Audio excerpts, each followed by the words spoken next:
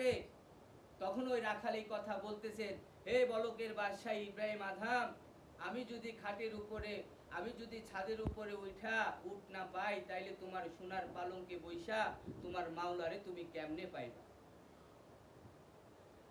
তাইলে ঘরের ভিতরে বসে ঈমান আসবে না। যখনই সাহাবায়ে কেরাম ঘর ছাড়ছেন এবং সাহাবীরা ঘর ছাড়ছেন, সাহাবীনরা ঘর ছাড়ছেন, তখনই আল্লাহ তাআলার সাহায্য তাদের সামনে আসছে। তো ঘরের ভিতরে ঈমান আসবে না, ঘর থেকে বাইর হইতে হবে। দুনিয়ার ভিতরে বিবি বাচ্চা হইল পরীক্ষা, ধন সম্পদ হইল পরীক্ষা। এই পরীক্ষার থেকে যদি আমি ফাঁস করতে পারি, তাইলে আমি সফল কাম, না হইলে ধ্বংস হয়ে যাব। এর জন্য ভাই, যাদের তশকিল আছে, যাদের চিল্লা হয়েছে তারা পুরুষ, যারা চিল্লা হয়েছে তারা বিদেশের নিয়ত করি, আর যাদের 10 দিন হয়েছে তারা চিল্লার নিয়ত করি, আর যাদের তিনবার হয়েছে তারা 10 দিনের নিয়ত করি।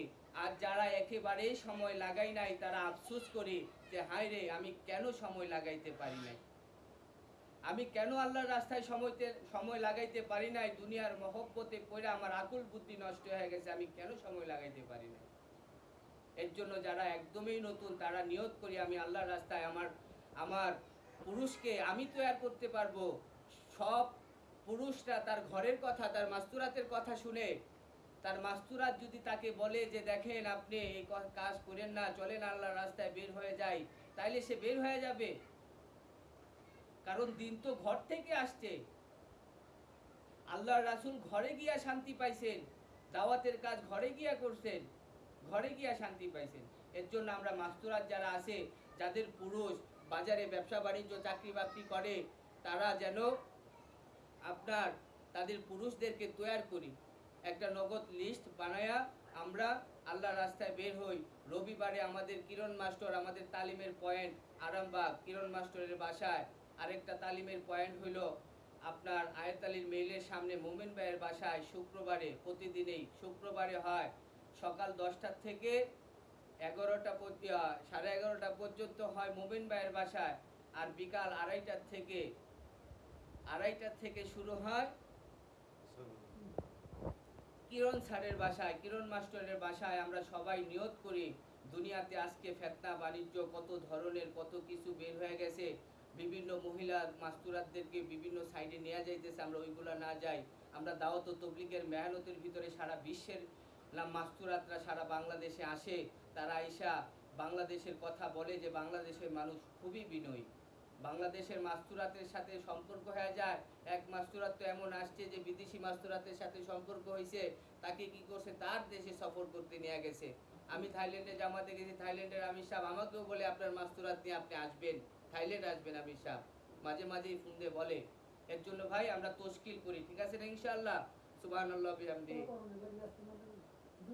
যে আমাদের সামনে ইজতেমা নভেম্বরের 7 থেকে 11 পর্যন্ত, 7, 8, 9, 10, 11 5 দিনের জোর, তিন চিল্লা সাথীদের সকল মাস্তুরাত আপনার দোয়া করবেন এই জোরের জন্য।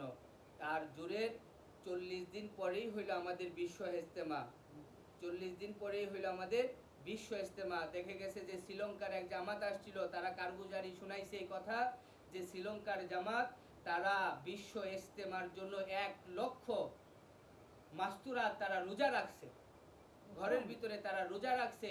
আর মাস্তুরাতের দোয়া কবুল, আল্লাহ তাআলার যে দোয়া মাস্তুরাত করে সমস্ত, এক কারগুজারি শোনায়, কথার কথা এসে গেছে যে এক মাস্তুরাতের ঘরে চিনি নাই, সে ঘর থেকে বেরো হয় না, তার ঘরে চিনি কিভাবে আসবে?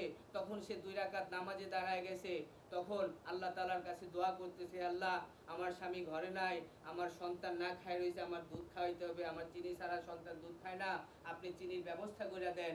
তখন ওই মাস্তুরাত দোয়া করছে, তখন যে ফ্ল্যাটে থাকে ওই পাশের ফ্ল্যাটেই কি করছেন, ওই ঘরের পুরুষ কি করছেন, তার বিবি তাকে বলছে কোনো এক সময় যে চিনি আনার জন্য, সে ভুলে 2 কেজি চিনি আনছে।